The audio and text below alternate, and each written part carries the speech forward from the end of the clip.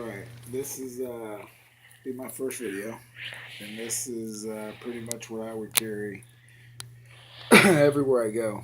Would be I would at least be on me, at the least. I wouldn't have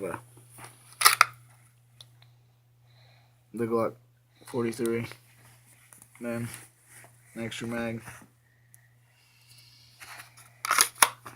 Unless I'm going to the beach, whatever. And I got this new bushnell light, which is pretty cool. You can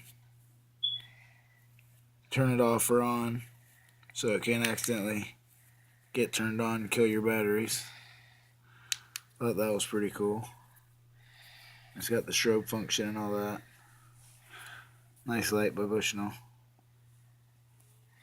Nice, decent glass. And it's an old Kershaw.